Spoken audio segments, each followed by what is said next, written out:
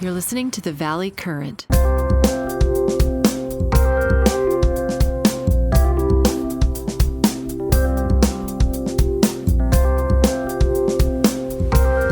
Well, I have to say, you come up with an interesting blog topic because I actually discussed your very topic when we were both at Chip Conley's MEA seminar with the other Jack, who has been talking for a while about how intergenerational communications between young adults, maybe teenagers or even before preteens, with people that are retired in their 60s, 70s, 80s is a great idea. And he's been promoting it in a nonprofit. So I don't know if you got to talk to him at all. Obviously, you know who I'm talking about, right? Yes, I do. But I don't remember talking to him about this. This came about almost immediately after we were together in Baja. What happened is there's a NGO that I've been spending some time with. It's called Our Generation Speaks. Mm-hmm. And it is bringing young Israeli and Palestinian entrepreneurs to the United States, sponsored by multiple associations, and essentially compelling them to work together. Okay. And developing products and ideas, products and services together, which they pitch to the venture capitalists here in the greater Boston area. Okay. And it's a great program. I've been mentoring a Palestinian woman and an Israeli guy. But right around the time we ended in MEA, I was working with them and I was having lunch and I was by myself. I was checking emails and I overheard a Palestinian gentleman talking to his wife in Spanish. Okay. I knew it was his wife because I knew it was his wife. But I was watching the body language, and married to a Hispanic woman, I could identify with the, you're not getting your way. Yeah. Yeah. Yeah. No, whatever he was trying to pursue, okay, with his wife, he just wasn't getting very far. Okay. So when he hung up, I said, listen, I don't mean to pry, but I speak enough Spanish. And my wife is also Hispanic, Peruvian. Mm-hmm. His wife turned out to be Mexican. Okay. And I said, I'm feeling your pain. I can identify with the dynamics of what I understood to be that conversation. And then he said, well, we have a saying in Arabic. And I was looking at him and he says, it is better to smile like the rabbit than to be lonely like the lion. Okay. Good. So I'm writing this down. I said, where'd this come from? And he said it was a childhood book, okay, that was read to him. Wow. Okay. Now, I have no idea what the book was, but shortly thereafter, we had partner meetings and discussion partners. And just to kind of refresh Jack, we have a minimum age here of 55. But inside your company, and there's other criteria. How many years you've either lived outside the States or you're currently living outside the States. Right. And we have to write an awful lot of articles, blogs, and we do our own research, which is what led me to this, or led us to this project. Right. Is I just decided, if we had only been paying attention, like this guy, okay, when these books were being read to us, or we were reading them to our children, or we are now reading them to our grandchildren, would we be better off? And is there any implication for leaders? Right. So I suggested that over the summer, we start reading children's books. And periodically we'll come together and reading them from the perspective of, if we had been paying attention, okay, would we be better leaders? and what's the implications, the lessons learned that we're deriving for the leaders that we are coaching. Okay. Now, you have to picture on average that our guys are men and women are 67 years old. And so the issue here of me suggesting we're going to read children's books over the summer, that really didn't go that well. I mean, that didn't really resonate as something they wanted to do. Right.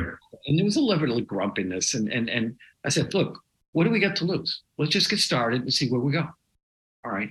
And, being the founder of the company and for people knowing that I don't usually ask them to waste their time, they started reading. As did I. And it was amazing, Jack. It was amazing. Almost right from the get-go. Okay. Those people who were taking it seriously. There was others that, you wanted to, go stand in the corner with the dunce cap on because they just were cooperating. Right. There was thousands of expletives directed at me when this thing started. But what happened is, the further we got into the summer, and we set a suspension date here of I think it was the first week in August, that we really wanted to collect our thoughts. What we were deriving from this is we were all perceiving the same common denominators, that when we reduced what we were reading to its essence, we were perceiving the same things. Well, that's good. That's good. And the fascinating thing was that all of them are, if not aspirations of leaders, all right, they are differentiation if the leader in fact exhibits this behavior. Okay. For example, imagination. Okay. Mm-hmm. You want leaders to be imaginative. You want them to think about outside the box. Right. But very few do. So at what point did that get decelerated in terms of their personal brand, their psychographic profile, however you want to describe it? Right. And when we probed it a little bit, asking ourselves the questions, okay, when did we stop being imaginative? When did we stop envisioning a future that, I was no longer Superman? Okay. Right. It was very young. It was very young.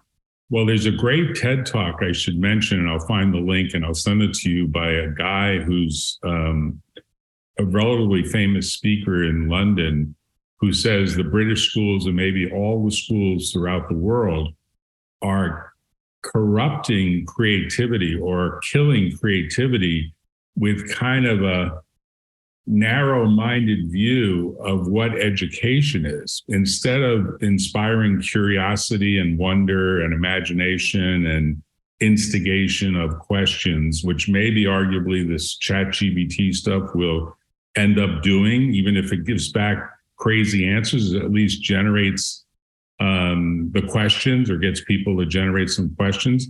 But this guy did a very famous TED Talk, and it's like one of the top 10 TED Talks. So if you did top 10 TED Talk on education, this guy's Sir blah, blah Robertson, or I forget if that's his last name. He does a compelling story of how we've created this like 9 to 5 attitude in school, or 9 to 3 or whatever it is, that maps into the industrial manufacturing economy of the 19th and 20th centuries. And it's completely wrong-headed for the 21st century, but we're still doing it. We're still doing that. It's crazy, but his view is that we should be doing exactly what you're saying, which is inspiring our youth to exercise their imagination, their creativity, their wonder, their idea of what would a great life be like in a more philosophical way. I mean, there's so many of those ideas that are out there.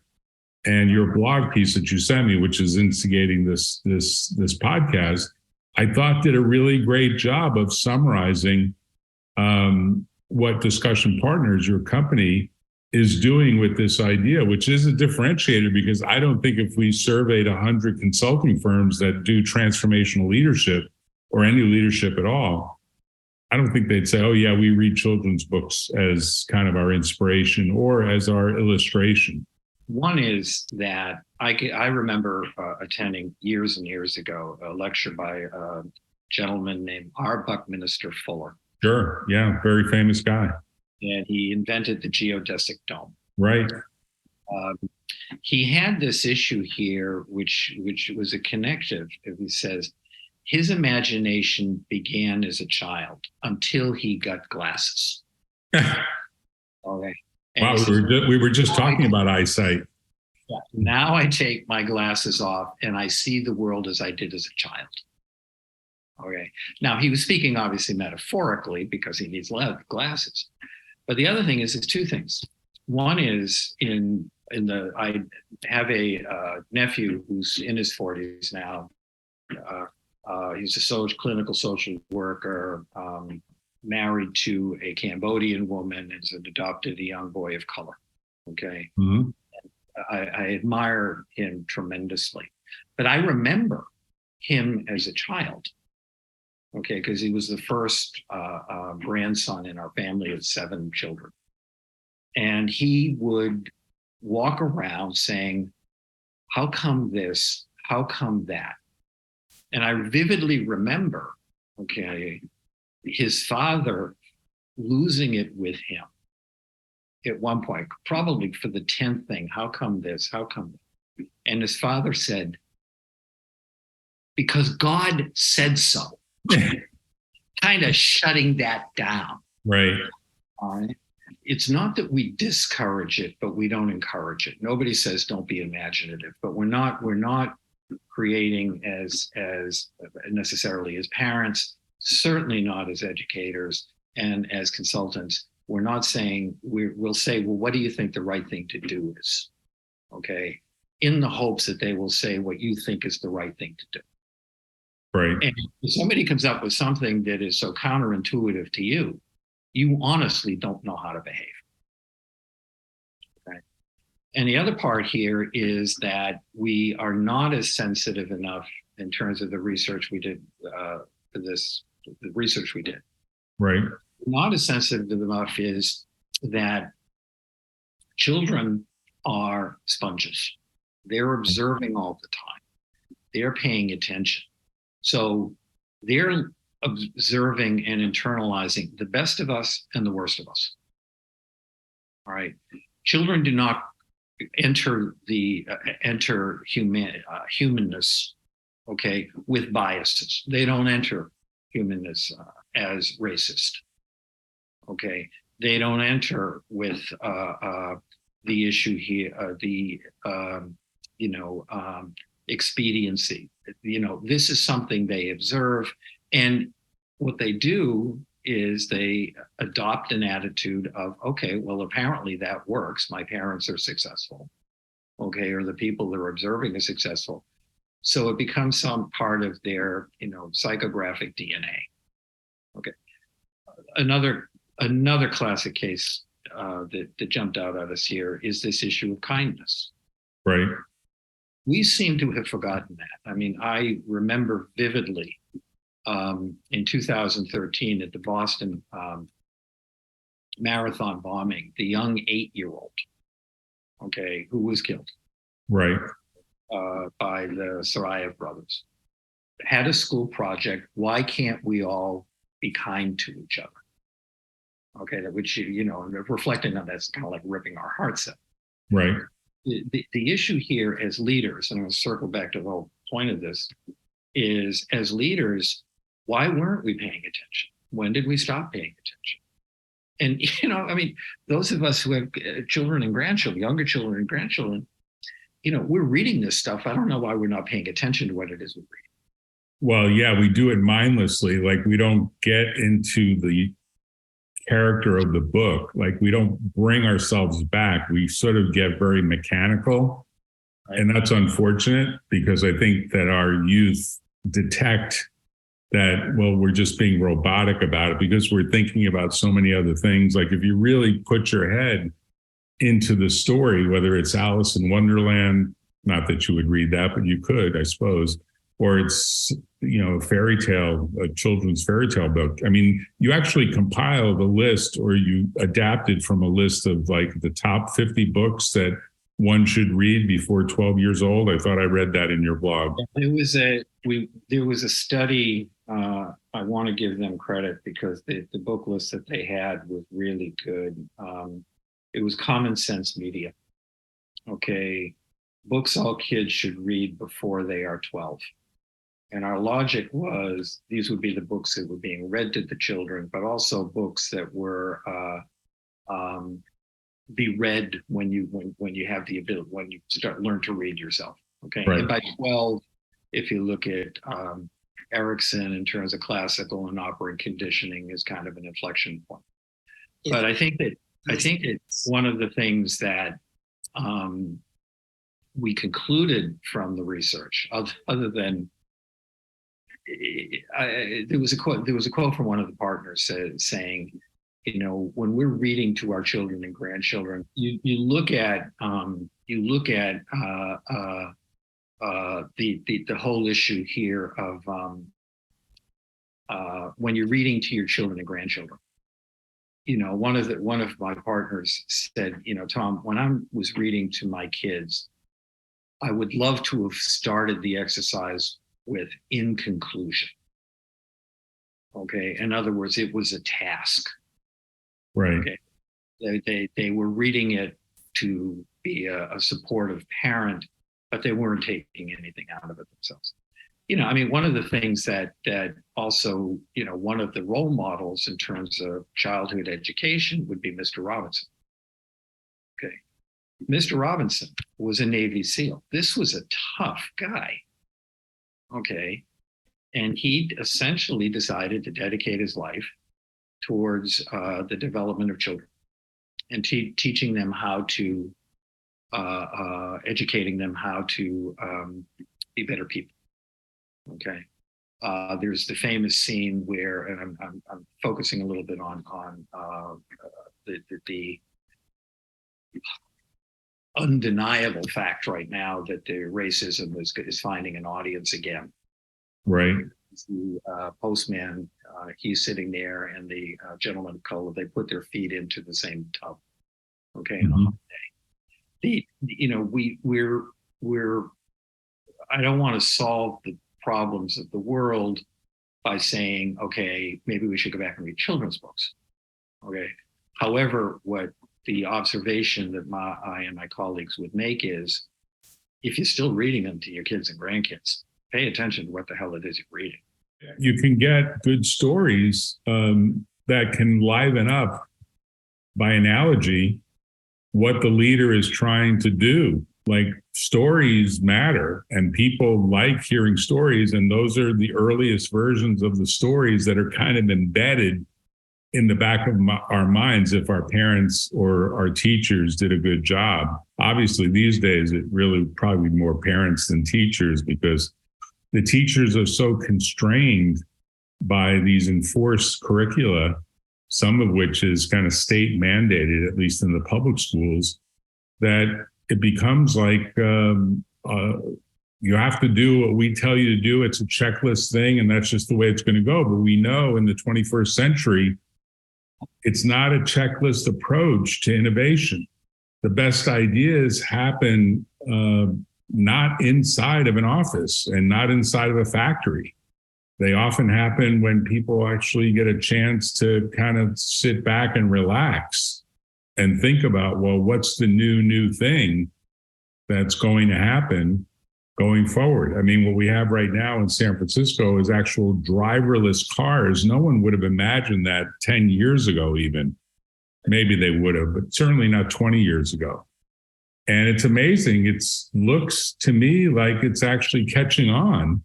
And most people are still sort of on the fence, but they're starting to recognize, well, maybe driving a car to get a person from point A to point B is not really an occupation anymore. No taxi drivers needed, maybe eventually no bus drivers needed, maybe no tram drivers needed, maybe no railway conductors needed. I mean, you go down the list of all these things that have had a profession associated with it, and it's going away. And you can keep doing that exercise and saying, yeah, I've never seen an elevator operator, maybe once when I was a kid in a department store, going back 60 plus years ago. The mechanical elevator operator that took the elevator up and down for a department store, that's not an occupation anymore.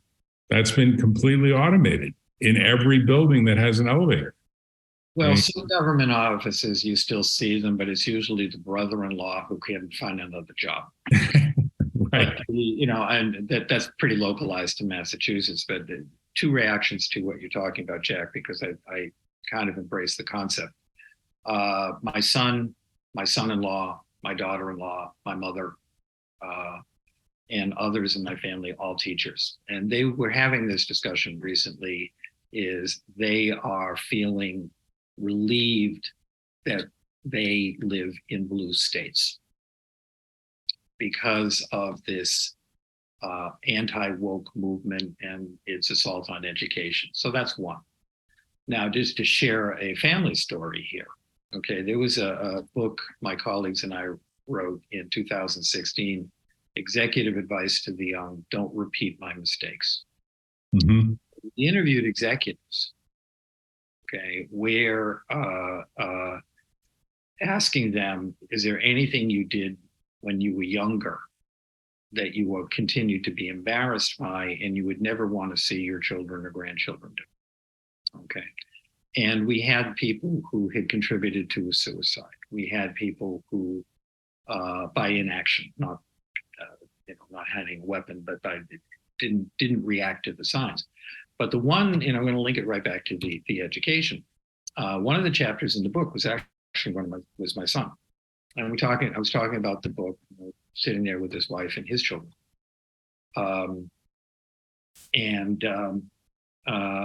I said, I'm really looking forward to somebody who will acknowledge that they were bullied growing up. Okay. And he said, well, I was. And I said, okay. And now he's my stepson. Mm-hmm. What he was telling the story in is that he and another friend had really not bullied physically, but had been very unkind to a classmate, to the point where the classmate changed schools. Wow. Okay.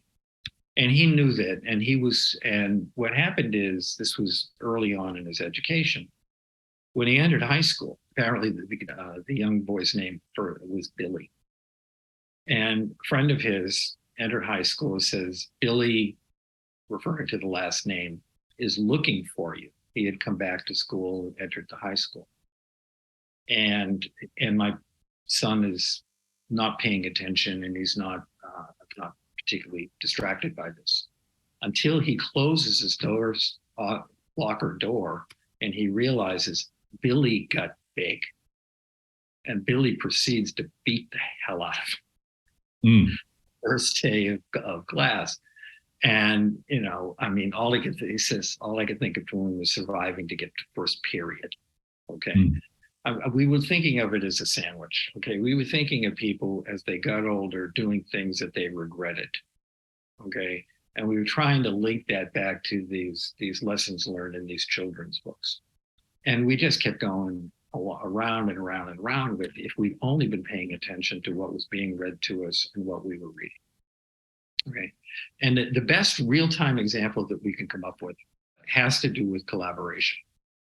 All right. Because one of the thematics that we were taking from these books was teamwork, collaboration. You're better when you're with a group of people. You can accomplish more than when you don't. And right. One we were looking at, because it happened around the time that we were doing research here, was the situation in Pennsylvania where that road collapsed on 95. Right. And right. They started talking about how many months this was going to take to fix. And the young governor of Pennsylvania, is overflying it in a helicopter. He's looking down and he's saying, well, why don't we just fill in the hole and put the road on top of it? Right. And if they hadn't gotten imagination, if they hadn't gotten collaboration, right. If they hadn't been willing to focus on, separating the people and the politics from the problem, they'd still be working on the damn road. Instead, People were driving on it within 12 days. Right. There was quite an amazing kind of change of plan that made that thing happen a lot faster, that correction happened. And what it made me think of is when you bring some of these creativity tools to the table, like the books that are done by the guy who wrote the book about lateral thinking, famous guy. And he basically said, if you talk to children about problems, they'll often come up with a solution. And the good example that he gives is he says, if a tractor trailer truck was stuck because it was going under a bridge and it was too high to get through, and the driver stopped, but the trailer was like stuck, everyone would be like, well, we have to like unhitch it or do this or do that. And let's say you couldn't do that. And they asked a bunch of kids, and the kids were like, well, why don't you take the air out of the tires and then gently roll it back? And none of the adults would think about taking the air out of the tires because it was so lateral, such a lateral thought, right? And the reality goes back to the imagination piece, right? And you and I talked before. Let me give you another example, which I read a lot about Lincoln when he was growing up, and he did not have it easy. Okay. But one of the things is he could always envision something and use his imagination. Part of it was because of his reading. He was a voracious reader even as a young man. And he was an officer during the Black Hawk Wars, okay, and which was Indian excursion, I believe. And the story that was told is he and his group, his platoon, they're marching and they come across a fence, okay? And they're all standing there waiting, okay, well, what are we going to do now? Lincoln, without any hesitation at all, says, okay, I'll see all of you guys on the other side of the fence. You just get over there and we'll reassemble there. Right. What happens is we put ourselves imaginatively, creatively, sometimes in a box with the narrow dimensions to it, which we can't get out. Is the prisoner's dilemma strategy metaphor that I can think of the hamsters running around in these plastic things. Right. But one of the things, I'm just talking about myself, that the benefit that I had when we were finishing and sort of writing this up is the insights from the people that I've worked with. And they are not stupid people, okay? But they're by very successful on everybody's criteria. But the whole exercise provoked an examination of their leadership styles. Right. You and I had talked before in the broadcast. You were kind enough to allow me to participate in a few months ago. Mm-hmm. How the leadership model has changed so dramatically, now focusing on empathy, transparency, and accountability. Right. All three of those are embedded someplace in virtually every children's book. Wow. That's an interesting finding. Yeah, that, it's something we haven't quite explored it to the point where we can convey it as research, but it's intuitively a conclusion we drew. And that's what has been leading to, okay, now these are necessary to have versus nice to have. But if they had already been in existence, a lot of problems would have been resolved, and not a lot of problems. A lot of challenges would have been better addressed. So when you put together these blog posts, do they instigate? I'm just putting on the screen a portion of it because you noted that these stories, these children's stories, generate topics and various points about curiosity, collaboration, absence of bias, imagination, empathy, ambition, self-sufficiency, respect, kindness, optimism. I mean, these are all the characters that you want to have in a leader, and you want the leader to exemplify and to act on daily. But most leaders, particularly government leaders, I mean, I don't know if you watched the Republican debate last night, but you don't find any of these attributes at all present in any of the current leaders, at least recent current leaders. Now, maybe if we go back a ways, we could sort of test this against the 40 odd American presidents, and kind of do some sort of ranking around how many of these leadership attributes do they actually have. And I have to tell you, I think we would discover that they probably have very little across the board. I think that the higher up they go, the less of these they have. Right. That's the conclusion that I have drawn, looking at leadership now for well over 50 years. Yeah, you're an expert. You're an expert on this. I would be dismissing the word expert. Is the insatiable curiosity about what constitutes a good leader is a never-ending journey. Okay. Now, when I'm comparing this and talking to my colleagues, when we've been comparing this, and essentially drew the exact same conclusion, Jack, that you did, which is, where did this get lost? Right. Our overarching conclusion, anecdotally, is that it got lost because it got in the way. That, and let me kind of amplify that. It's, last night's debate reminded me of a food fight scene in Animal House. That's a good description. Right. So, the thing is that all of these that you're just mentioning right now, I didn't see any examples of them. I saw elements,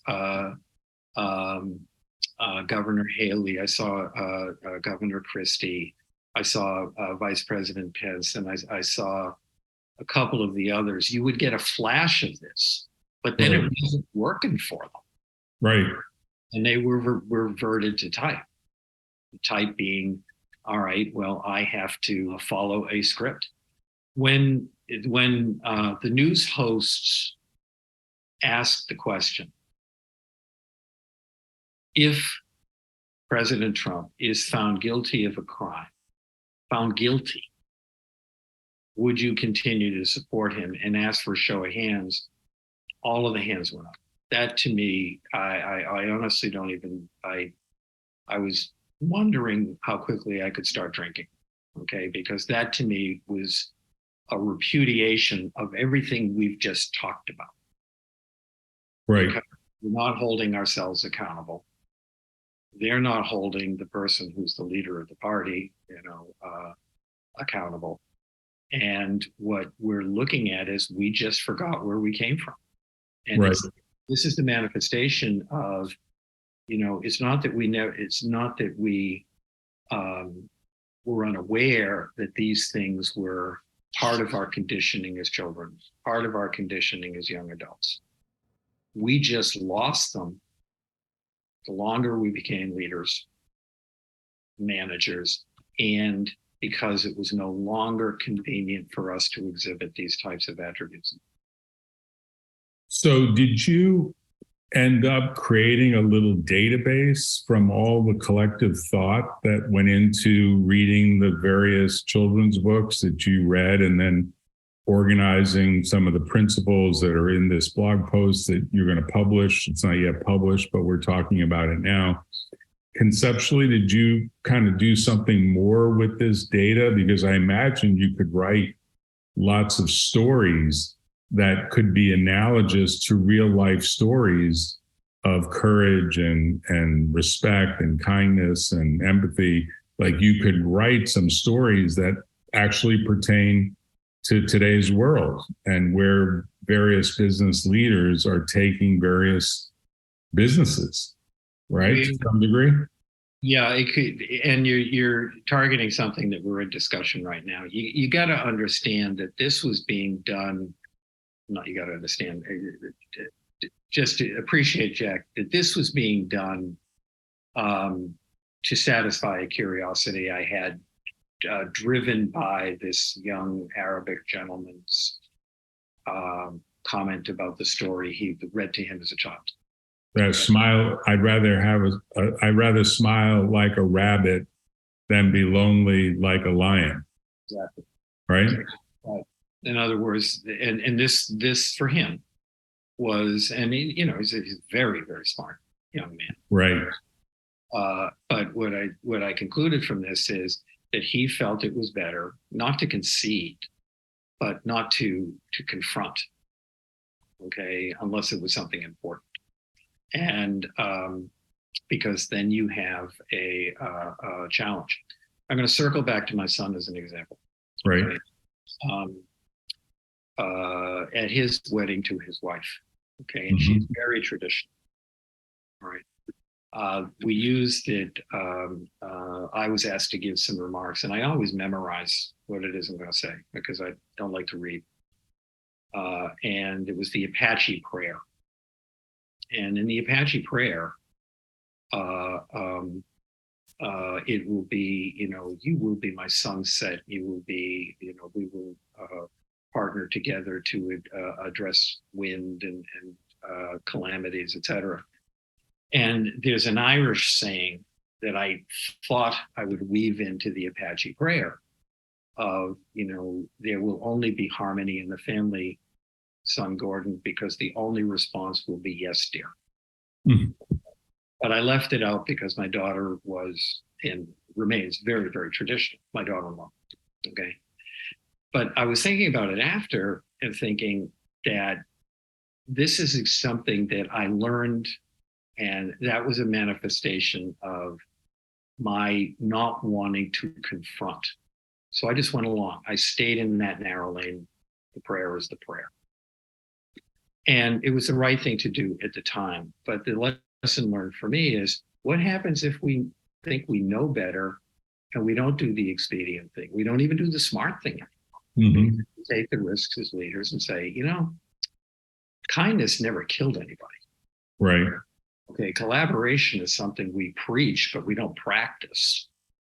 Okay, ambition is something we encourage, but when we see it running rampant, we should challenge it. Not because of putting. Think of how many idiots that are tolerated because they're putting big numbers up. Right. And I think I told you this story, and my apologies if I didn't. Way back in the day, PricewaterhouseCoopers was very good at incubation of new practices. Right. And one of the ones that I co-created with a number of other people was back in those days, it was during the .com days, it was ruthless competition as it is now for keeping good people. Mm-hmm. And so what we came at it from was the retention part. Okay, so we had benchmarks that we created in terms of what your turnover should look like. And if it's exceeding that, how much is it really costing you? So we would go out and we would speak to CEOs and C-suite people. And right. We did a lot of research, a lot of backed up articles, speeches, data, all of the things that we consultants can cure your insomnia if you just listen to us talk about it. And we would go out to see the C-suite that would be coming to us because they had too high turnover in their companies. Right. And we would say, all right, is it localized at all? And they would kind of start getting a little nervous. And they say, okay, well, we will go out and we will do the interviews, but I have to ask, if we come back and we say your highest performer is the root cause of this because they're behaving like an idiot, are you prepared to let them go? Right. And if they said no, we didn't take the book. Wow. Okay. Now, kudos to them for being truthful. Mm-hmm. But they would rather deal with the turnover than the termination. Mm-hmm. But now, this is selfish on our part. We could go through this whole exercise and it wouldn't work, and that would be on us. Right. So we were through this standard. It was avoiding the criticisms that we knew would come.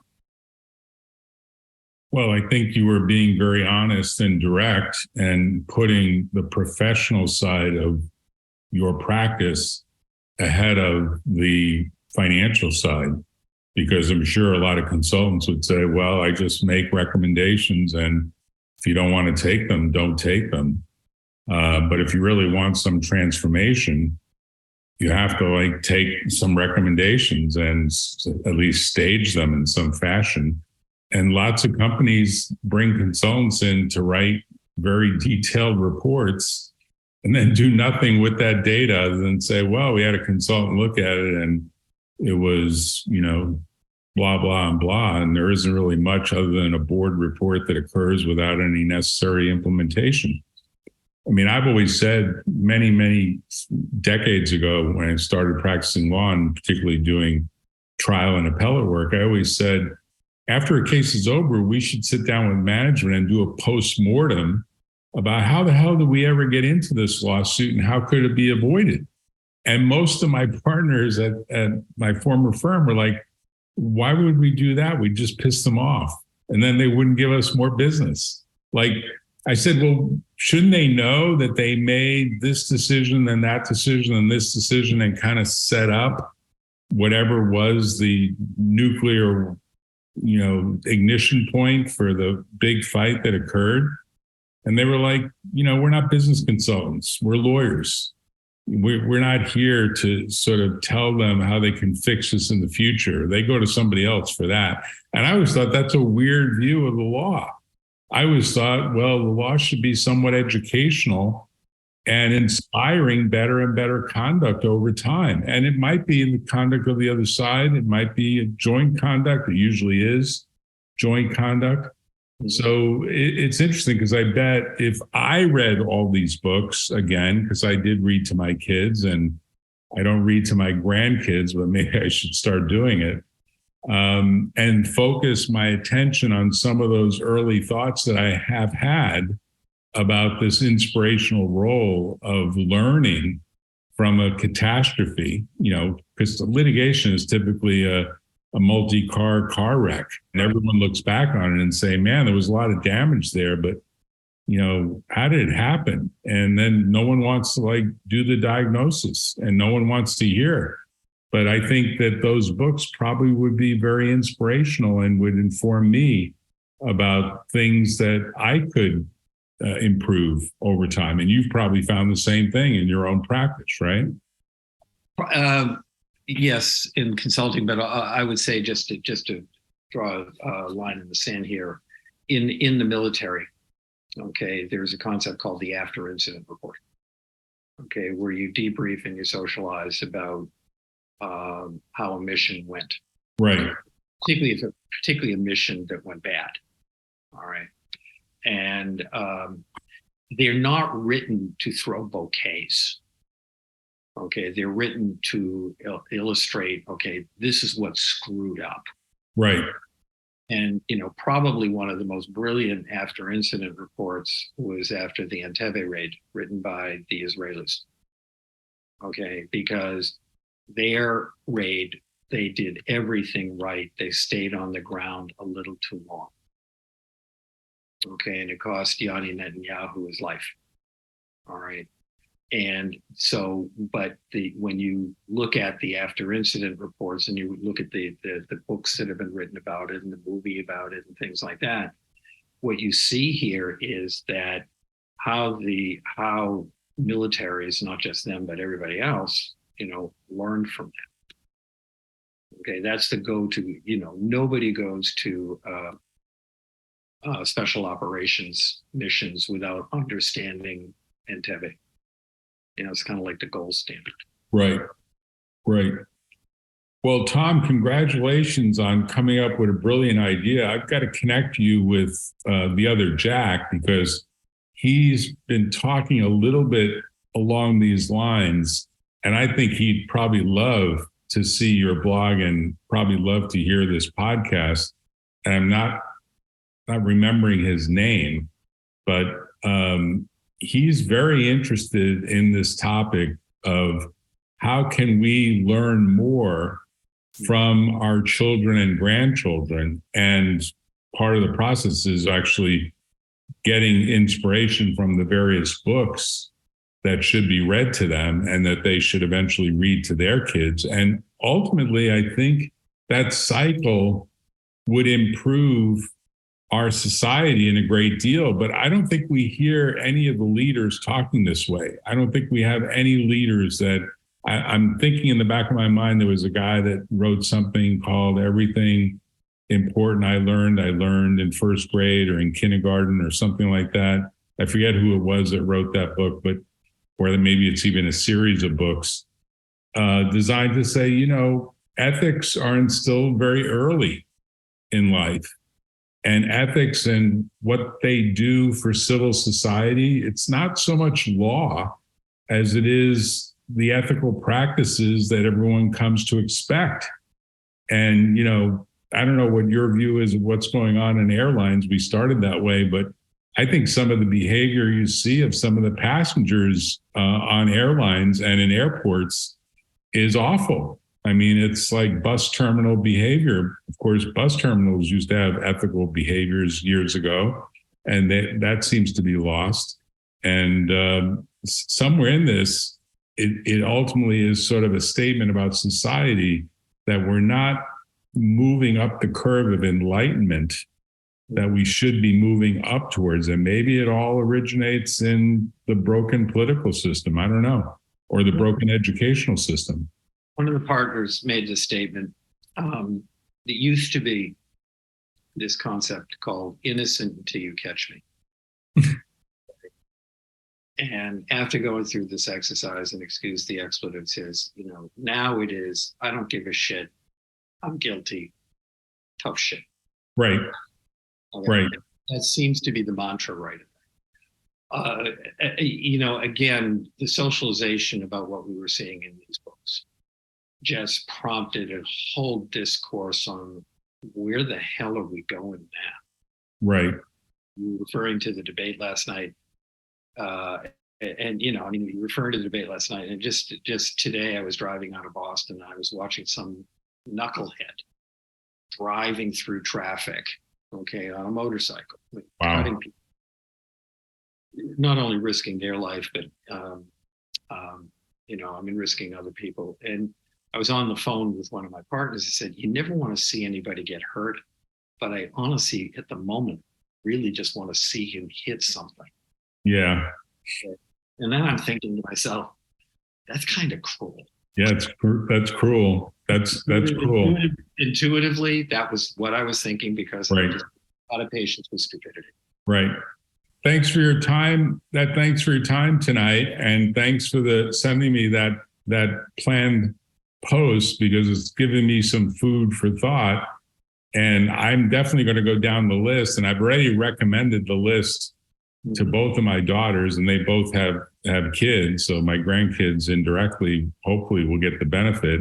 So congratulations on this idea. And I hope it becomes something that will turn out to be a real differentiator for Discussion Partners, because you've got a great firm and it's doing wonderful things. And I look forward to the next episode when you inform me of the next great idea that you have that we can talk about.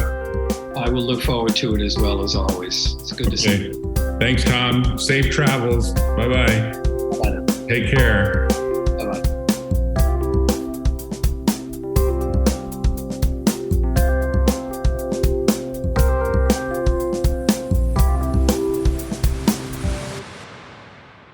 Tune in next time on The Valley Current.